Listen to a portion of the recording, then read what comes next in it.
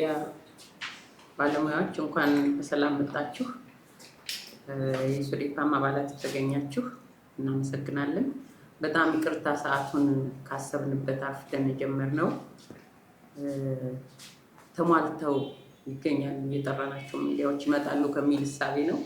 ያንን ስንጠባበቅ ነውና እጅግ እናመሰግናለን ስለተገኛችሁ።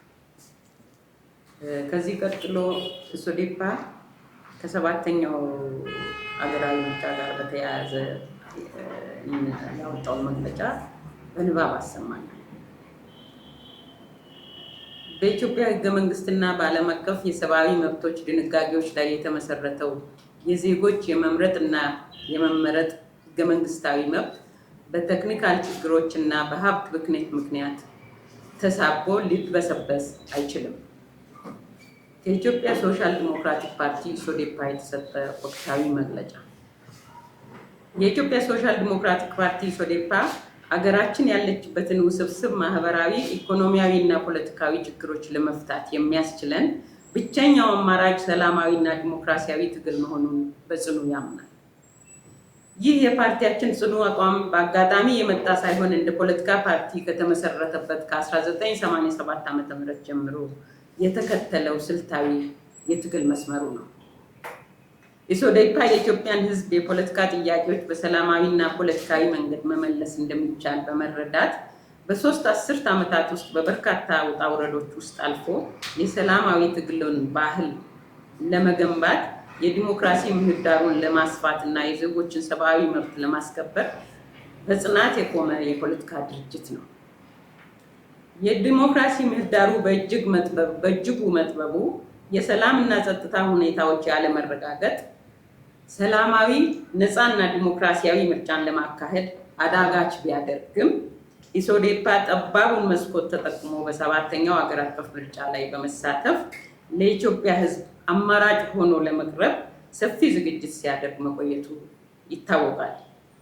ይሁን እንጂ የኢትዮጵያ ብሔራዊ ምርጫ ቦርድ በፓርቲያችን የውስጥ ጉዳይ ላይ በወሰደው ግልጽ ጣልቃ ገብነትና መድሎ ገለልተኛነቱን ጥያቄ ውስጥ ባስገባ መልኩ አዋጅ ቁጥር 1162/2011 እና ራሱ ያጸደቀውን የፓርቲውን የመተዳደሪያ ደንብ በመጣስ በራሱ መንገድ የፓርቲውን የውስጥ ውሳኔዎች የመሻርና የራሱን ፍላጎት የመጫን ስራዎችን ከመተግበርም አልፎ ለፓርቲው እጩዎችን መርጦ እስከ ማቅረብ የሄደበት ኢፍትሐዊነት በድምፅና በጽሁፍ ማስረጃ የተደገፈ እውነት ነው። ይህ ቦርዱ ለፓርቲው መርጦ ያቀረበው የእጩዎች ዝርዝር መካተት ወይም አለመካተት ሶዴፓ በሰባተኛው ጠቅላላ ምርጫ እንዲወዳደሩ ላስመዘገባቸው 309 እጩዎች እንደ ቅድመ ሁኔታ ተቀምጦ ነበር። ስለሆነም ፓርቲው በሰባተኛው ጠቅላላ ምርጫ መሳተፍ የሚችለው በቦርዱ በጎ ፈቃድ ብቻ እንደሆነ ያንጸባረቀው የቦርዱ አካሄድ እጅግ አሳሳቢና ሰፊ ምህዳር ያለው በመሆኑ በፓርቲያችን በኩል ትኩረት ተሰጥቶ በርካታ ውይይቶችና በሽምግልና የመፍታት ጥረቶች የተደረጉ ቢሆንም ታቅዶ የተዘጋጀ ወጥመድ ስለነበር መፍትሄ ላይ መድረስ አልተቻለም። ከዚያ ሂደት በኋላ ጉዳዩ ወደ ፍርድ ቤት ሄዶ በየደረጃው በነበረን ክርክር አዳዲስ የምርጫ ቦርድ ችሎቶች እንዲዋቀሩና ጉዳያችን በልዩነት እንዲታይ ሆኗል። ማለትም እስከዛሬ የምርጫ ቦርድ ችሎት የተዋቀረው በፌደራል ከፍተኛ ፍርድ ቤት ደረጃ ላይ ብቻ እንደነበር የሚታወስ ሲሆን ቀጥሎ የሚቀርብ የይግባኝ አቤቱታ በይግባኝ ሰሚ መደበኛ ፍርድ ቤቶች ይስተናገድ ነበር። በሶዴፓ የክስ ሂደት ግን በመደበኛ ፍርድ ቤት ችሎት የተወሰኑ ውሳኔዎች ጭምር እየተሻሩ በፌደራል ጠቅላይ ፍርድ ቤት የምርጫ ቦርድ ችሎት እንዲሁም በሰበር ፍርድ ቤት ጭምር የምርጫ ቦርድ ችሎት እንዲዋቀር የመደረጉ ምክንያት ወይም አሰራሩ ግልጽ አልነበረም። ችሎቶቹ የተዋቀሩበት ሕግ፣ ደንብና መመሪያ ስለማይታወቅ በዳኝነቱ ገለልተኛነትና ተአማኒነት ላይ ጥያቄ ፈጥሯል።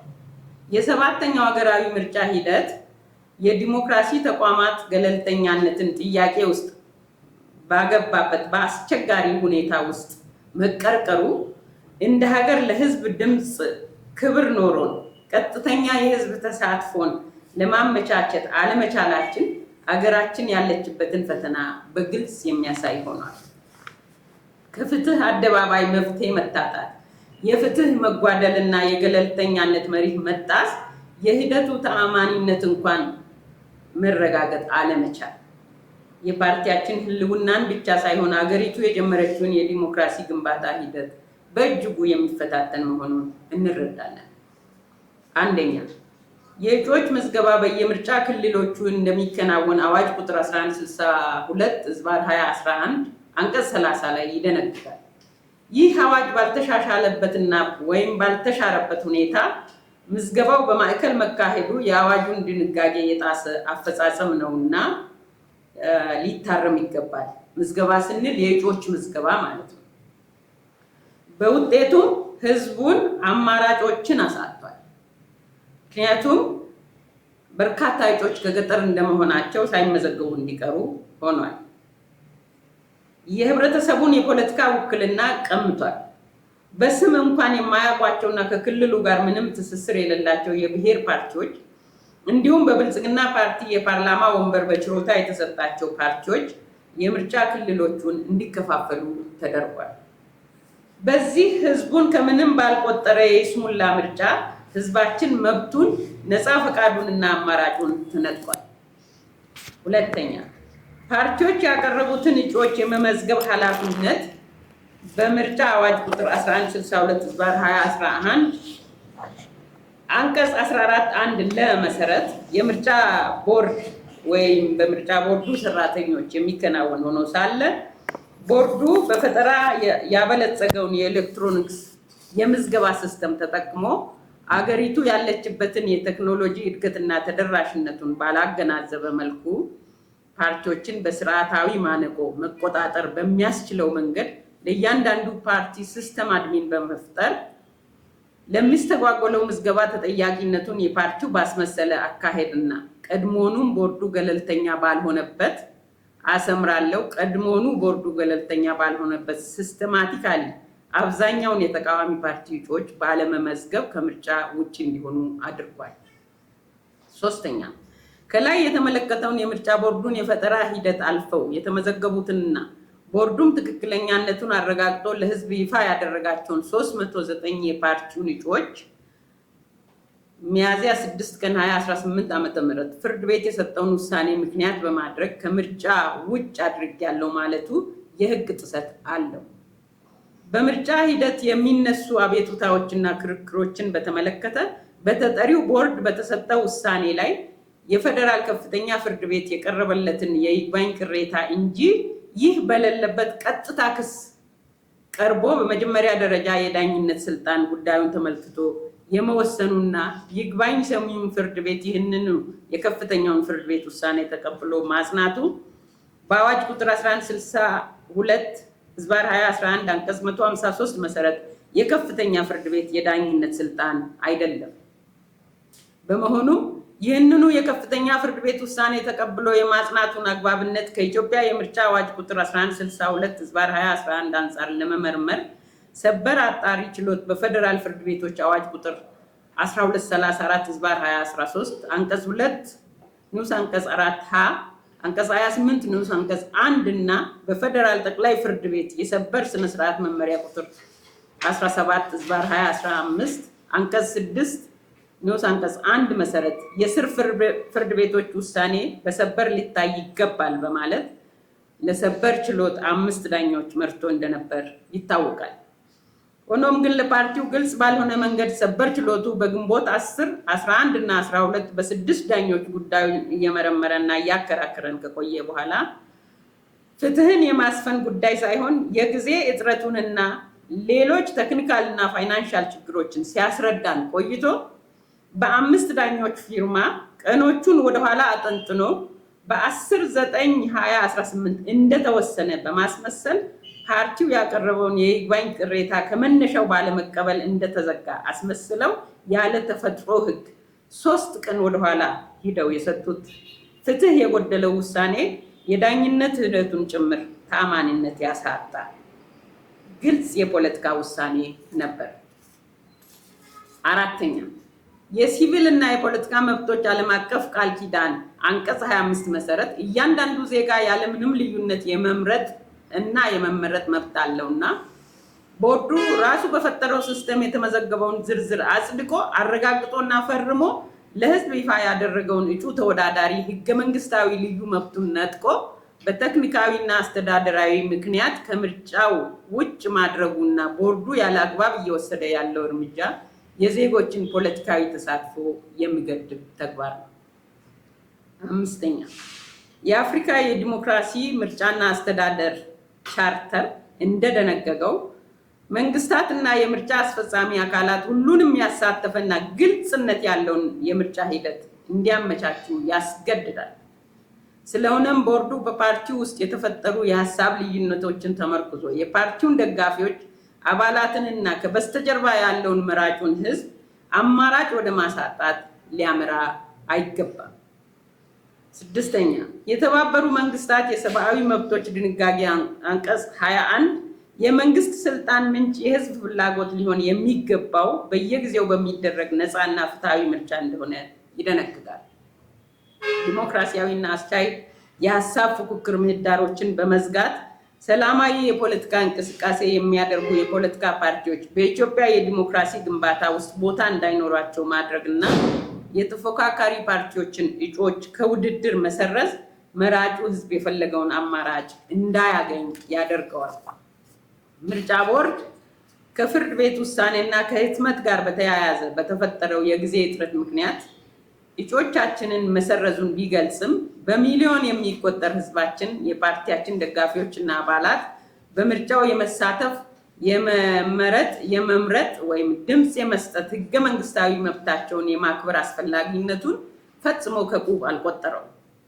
በፓርቲዎች የውስጥ ጉዳዮች ላይ ጣልቃ በመግባትና ስልጣኑን ያለ አግባብ በመጠቀም ከምርጫ ጋር ምንም ግንኙነት የሌላቸውን አስተዳደራዊ ጉዳዮችን ምክንያት በማድረግ የዜጎች መሰረታዊ የሰብአዊና ዲሞክራሲ መብቶች ሊነጠቁ አይገባምና የምርጫ ሂደቱ ቆሞ ቦርዱ በአዋጅ 1162/2011 በአንቀጽ 14 እና 15 በተሰጠው አገራዊ ኃላፊነት መሰረት ስልጣን ከእጩ ምዝገባው ጀምሮ የተፈጸሙትን የህግ ጥሰቶች አርሞ ሐቀኛና ተአማኒ ምርጫ እንዲያከናውን በአጽንኦት እንጠይቃለን።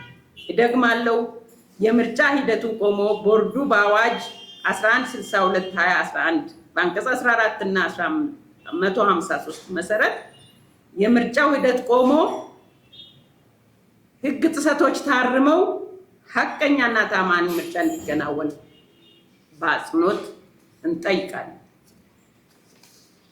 ኢሶዴፓ ለሰላማዊ ትግል ካለው ጽኑ አቋምና ቁርጠኛነቱ የተነሳ እስራትን፣ መፈናቀልን፣ የሀብት ውድመትንና መገለልን፣ ስደትን እና የህይወት መስዋዕትነትን ጭምር በመክፈል በነፍሱ የተወራረደ ፓርቲ እንደመሆኑ ሁለንተናውን እየከፈለ ለመጣበት የሰላም መንገድ ክብርና አጽንኦት አለን።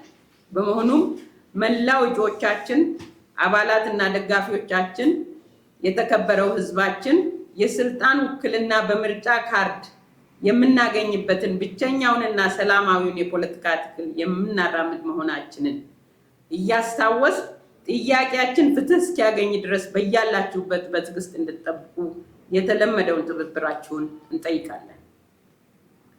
ብሔራዊ ምርጫ ቦርድ፣ የህዝብ ተወካዮች ምክር ቤት፣ የአስፈጻሚ ዋና ቢሮና የሚመለከታቸው የፍትህ አካላት ሰባተኛው ሀገራዊ ምርጫ ለሀገራዊ ሰላምና ደህንነት እንዲሁም በህዝብ ይሁንታ ለሚመረጠው መንግስት ያለውን የቅቡልነት ፋይዳ እውቅና በመስጠት እንዲሁም የፓርቲያችንን የኢሶዴፓን ሰፊ ማህበራዊ መሰረት ከግምት ውስጥ በማስገባት የህግ ጥሰት ያላቸውን ውሳኔዎች በአስተውሎት የመፈተሹን አስፈላጊነት እያሰመርን ምርጫ ቦርዱና የተለያዩ የመንግስት አካላት እያስተጋቡ ያሉት የሀብት ብክነትና ቴክኒካል ኪሳራ ስጋት ላይ ብቻ ያተኮረ አካሄድ የህዝቡን ሰብአዊና ዲሞክራሲያዊ መብት የዘነጋ በመሆኑ ፈጽሞ የተሳሳተ እሳቤ ስለሆነ በጊዜ መታረም አለበት ብለን እናምናለን።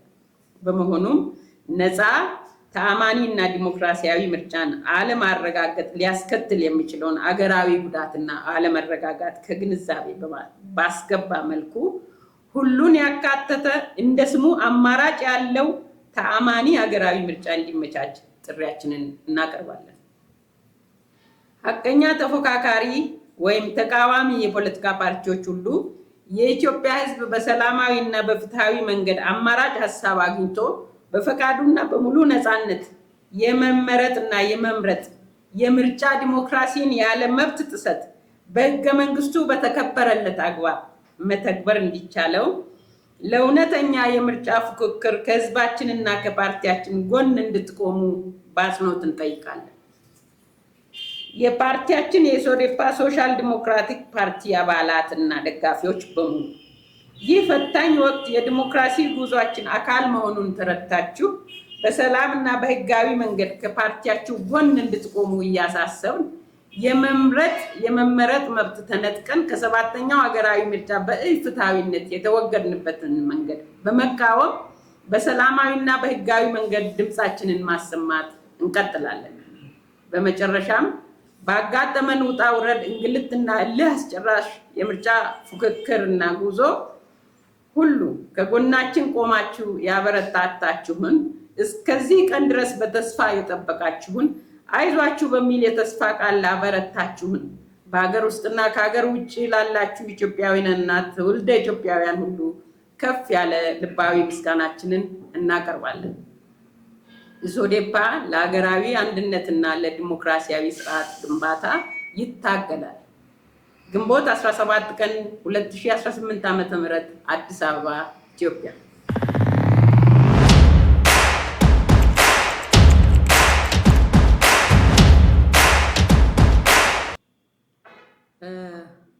ምርጫ ቦርድ እኛ አሁን ወረቀቱ ደርሶ አላየንም። ምርጫ ቦርድ ከህትመቱ አስወጥቻለሁ ብሏል። ያ ማለት ህትመቱ ውስጥ ካላካተተን ለምርጫው አንቀርብም።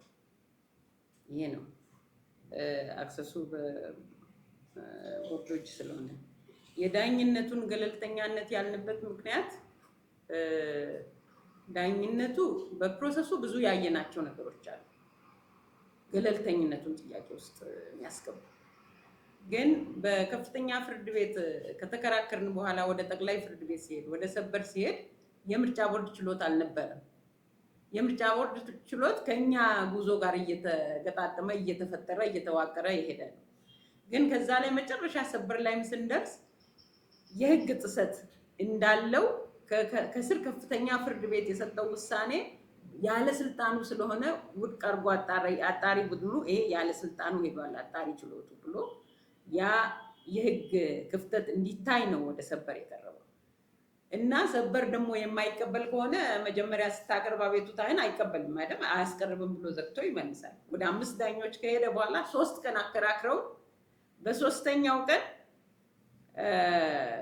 አመኔታ የሚያሳጣው ፖለቲካል ውሳኔ መሆኑን የሚያሳይ ምንድነው? በሶስተኛው ቀን ይሄንን አልተቀበልንም አያስቀርብም ብለናል ካለ በኋላ ተፈጥሮ ወደኋላ መመለስ አይቻልም አይደል? እነሱ ግን በወረቀቱ ላይ ሄደው ቁጥሩን መጀመሪያ ማመልከቻውን ያመጣንበትን ቀን ጠቅሰው አልተቀበልንም የሚል ጻፉ። ይሄ አመኔታን ያሳጣል። ሁለተኛ ደግሞ የፍትህ ሜዳ ላይ ስትሄድ አደባባዩ እኮ ነፃና ፍትሃዊ መሆን አለበት። ሁለተኛ ደግሞ የፍትህ ጉዳይ ማየት አለበት እንጂ የፖለቲካል ጉዳይ ለምሳሌ የምርጫው ጊዜ መቃረቡን፣ ብዙ ገንዘብ መባከኑን፣ ችግር መኖሩ እሱን ማየት የለበትም። እዚህ ጋር ፍትሁ የህግ ጥሰት አለ ወይ ከታች በመጣው ነገር ብሎ ከፍትህ አግባብ ማየት ሲገባው አላየም። የፍትሁ በፖለቲካሊ ሳይድ ግን ያንን አይቶ እኛንም አከራክሮ አነጋግሮን ወስኗል። ይሄ አመኔታውን አሳጥቷል እና በመጠርጠር ሳይሆን በተግባር አይተነው ነው ማስቀመጥ የቻልነው። ሶስተኛው ጥያቄ የኤሌክትሮኒክሱ ነበረ። ይሄ እኮ ከዓለም እኛ የተገለልን ደሴት አይደለንም። ከዓለም ጋር እንሄዳለን። ትክክል ነው፣ ያስፈልጋል። ነገር ግን አዋጁ ይሄንን ስራ ለማን ነው የሰጠው? እጩን የመመዝገብ ኤሌክትሮኒክሱን ኢምፕሊመንት የማድረግ ስራ ለቦርዱ ነው የሰጠው። በጀት የሚያስፈልገው ነው፣ ባለሙያ የሚያስፈልገው ነው። አዋጁ በየክልሉ በምርጫ ክልል አድርግ ብሎ የወሰነው ነው፣ አልተሻረም።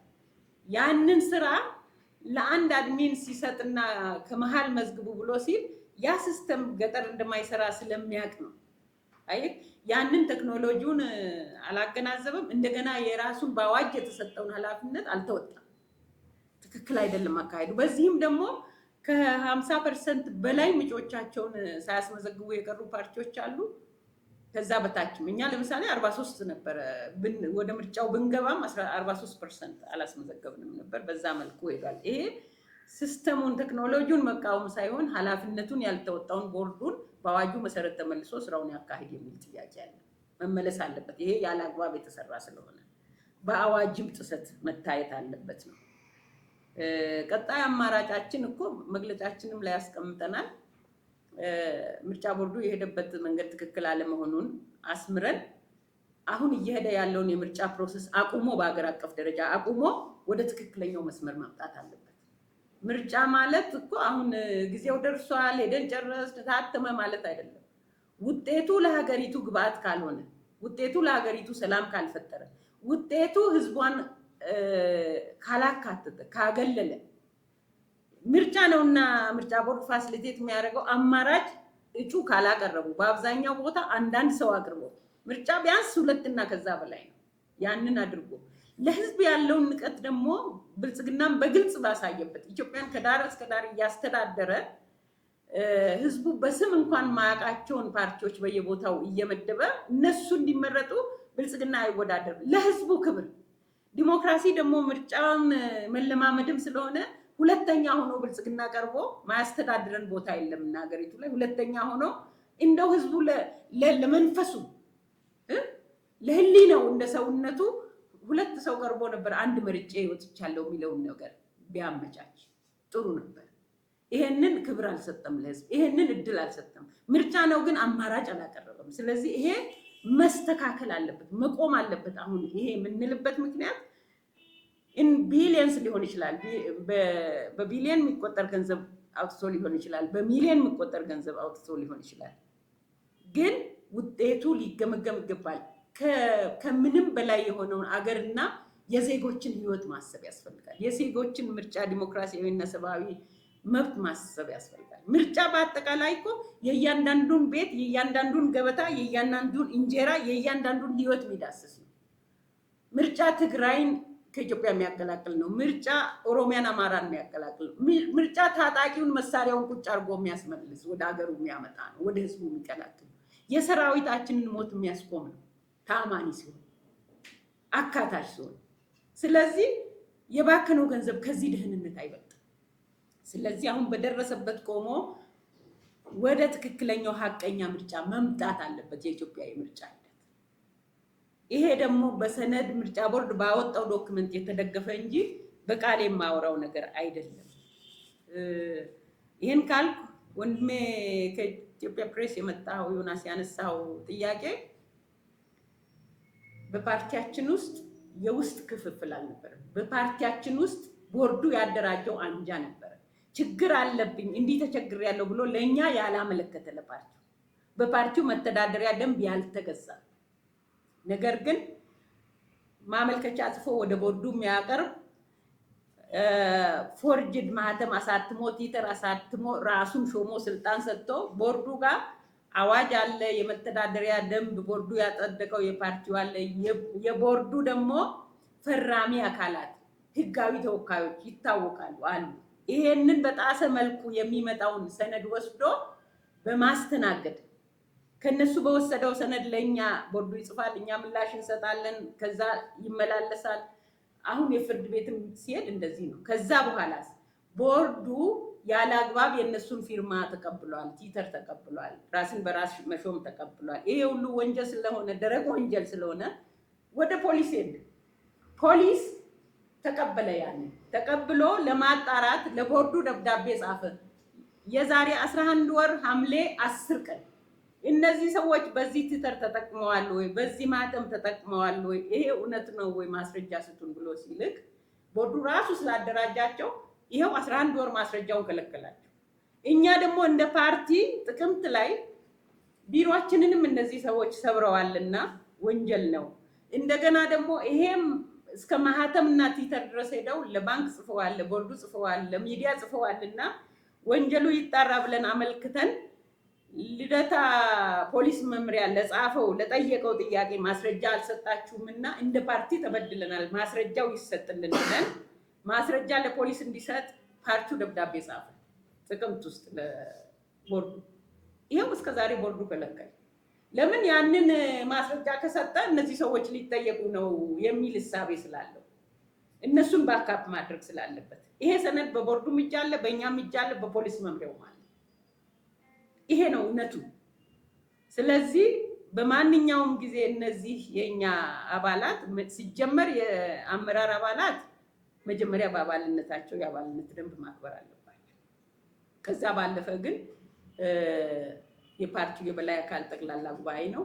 በጠቅላላ ጉባኤ ምርጫ 3 ዓመት ውስጥ ሙሉ ውክልና ያለው ከፖሊሲ ጉዳይ ውጭ የሆነውን በሙሉ ጠቅላላ ጉባኤውን ወክሎ የሚያስፈጽመው ማዕከላዊ ኮሚቴ ነው።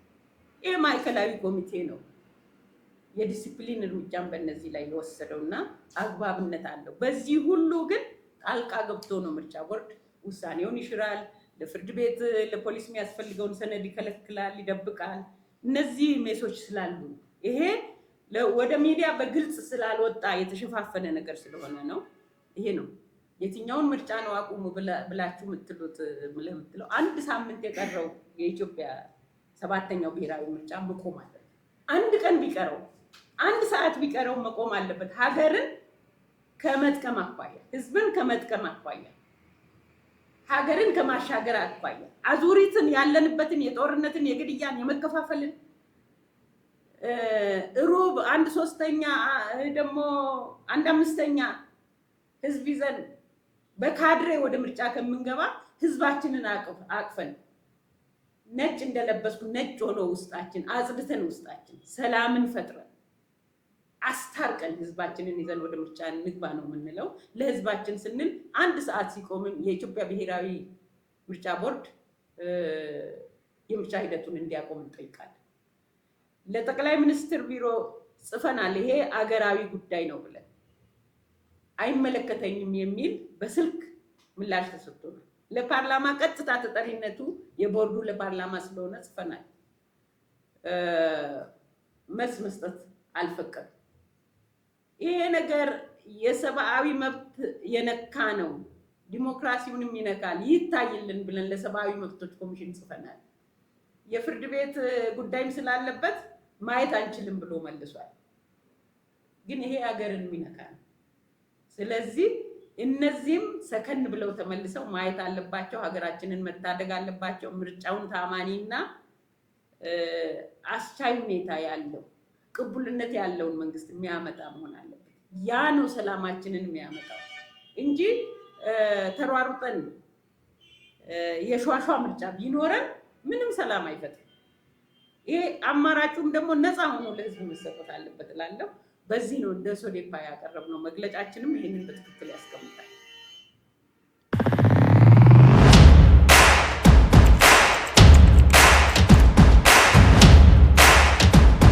እነዚህ ሰዎች 4ቱ የስራ አስፈጻሚ አባላት የነበሩ ናቸው። መተዳደሪያ ደንባችን ቅሬታዎች፣ ችግሮች ሲኖሩ በስራ አስፈጻሚ ነው መጀመሪያ የሚታዩት። የፓርቲው የውስጥ ዲሞክራሲ አለው፣ አካሄዱ አለ። ግን ምንም ማመልከቻ ምንም አይነት ቅሬታ ለፓርቲው ባልቀረበበት ለምርጫ ቦርዱ ሲቀርብ ምርጫ ቦርዱ ከዚህ በፊትም እንደዚህ አይነት ነገር አጋጥሞት ያውቃል። ከኛ ፓርቲዎች እኮ አመራር አባላት ከዚህ በፊትም ያመለከቱ ነበሩ ለምርጫ ቦርድ። በመተዳደሪያ ደንቡ መሰረት ወደ ፓርቲው መልሷቸው ነበር። እነዚህን ግን መመለስ አልፈለገም። በተደጋጋሚ ብንጠይቅም መመለስ አልፈለገም። እነዚህ ሰዎችም ወደኛ ተመልሰው ማመልከት አልፈለጉም። ስለዚህ ከመተዳደሪያው ደንብ አግባብ ውጭ እየሄዱ ነበር። ግንኙነቱ ከምርጫ ቦርድ ጋር ብቻ ነበር። የምርጫ ቦርድ ደብዳቤ ይደርሰናል እንጂ የነሱ ደብዳቤ ደርሱን አያውቅም። የምርጫ ቦርዱን እንቀበላለን፣ ምርጫ ቦርዱን መልስልን፣ ወደኛ ይምጡ፣ ወደኛ እንዲመጡ ይመራልን። እኛ ጋር አላመለከቱም። አትሊስት እስቲ የኛ መዝገብ የኛ ጽህፈት ቤት የተቀበለበትን ፓራፍ ያደረገበትን ወረቀት ጠይቋቸው ብለን እኮ በደብዳቤ እንጠይቃለን። ይሄንን አያደርግም ምርጫ ቦርዱ። ሲጀመር መሰረቱ ላይ አንጃውን ቦርዱ ፈጥሯል ማለት ይባላል። የተፈጠረውን ወደዛ የሄደበትን ምክንያት እኔ ምንም ባይገባኝም ወደዛ ከሄደ በኋላ ሳስቴይን እንዲያደርግ አግዟል። በወንጀላቸው እንዳይጠየቅ አድርጓል። እነሱ ህገወጥ መንገድ ሄደው እጩ እንዲያቀርቡ አድርጓል። ያቀረቡትን እጩ ዝርዝር ተቀብሏል። ከዛ በኋላ እኛን ደግሞ እስቲ እዩት፣ አስተያየት ስጡበት፣ እነዚህን እጩዎች ተቀብያለሁ ብሎ በሸኚ ደብዳቤ ለኛ ልኳል። ላሰማችሁ እችላለሁ፣ ግን በዛ ልክ አልሄድም። እገሌን አስወጥታችሁ እገሌን አስገቡ፣ ይሄን ካረጋችሁት ምርጫውን ትወዳደራላችሁ ብሏል ቦርዱ። ላይክ መጨረሻ ላይ ብዙ ነገሮች አሉ ታንጀብል የሆኑ የተመዘገቡ። እግዚአብሔር ቢመጣ እንኳን አትገቡም በሚመስል መልኩ ከምርጫ ቦርዱ ጋር እና ከነዚህ ሰዎች ጋር ለሽምግልና ልንገባ የነበረ ጊዜ እስቲ ደውሉ፣ ተደዋወሉና ጸልያችሁ ነው ለነገ ስብሰባ አለ። ነገ ስብሰባ ላይ እንደሚበትን ተዘጋጅቶ ስለነበር ቦርዱ ማለት ላይክ እንደው ፈጣሪ ይዛችሁ ብትመጡም አታልፉም አይነት ነው። እነዚህ ነገሮች ማወራቸው በወረቀት ያሉ በድምጽ ያሉ ናቸው።